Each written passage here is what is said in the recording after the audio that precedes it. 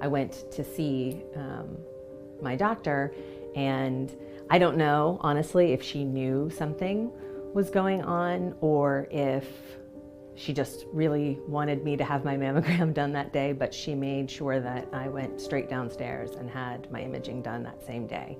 The scan came back that there was a tiny calcification on my right side, and that I would need to have a sonogram and potentially a biopsy and a diagnostic mammogram.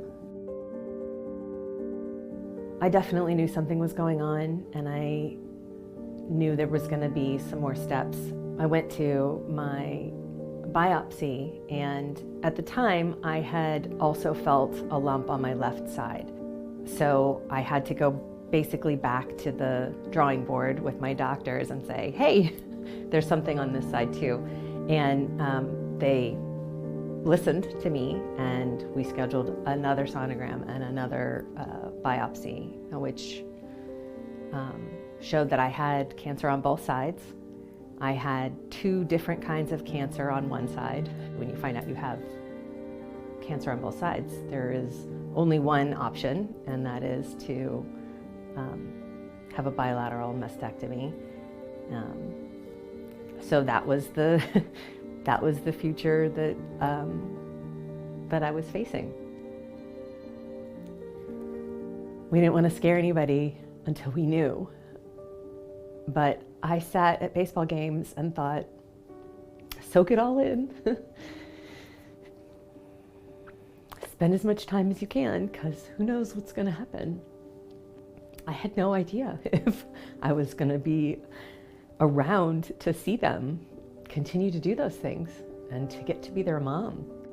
I think there's lots of people going through cancer that feel that way.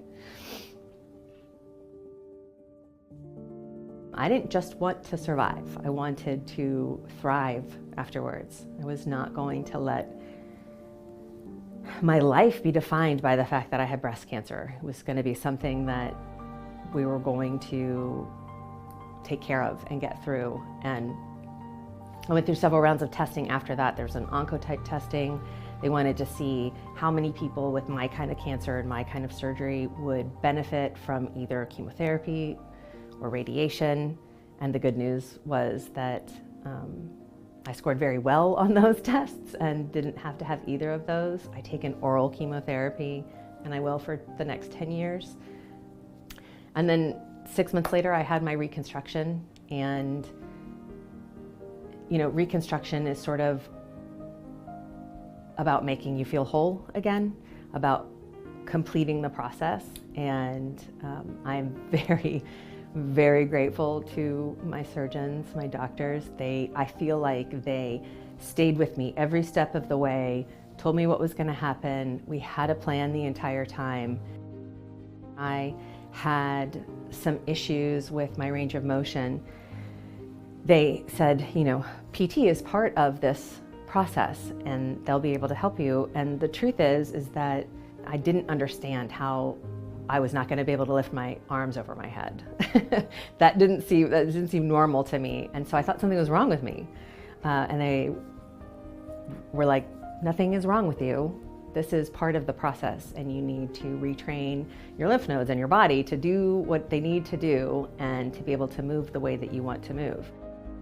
It's a difficult time, but I really do feel grateful. I really do know that the Orlando Health Cancer Institute team cared about me immediately as soon as they found out. I was 5 days away from my birthday, the day that I had my breasts removed. And I spent that whole next year, all the ups and downs, all the appointments, all the tests, all the surgeries, all of the things, to then a year later turn 50, and I just wanted to be the best that I could be at 50. And I feel like my care team from Orlando Health Cancer Institute made sure that I could accomplish all of those things.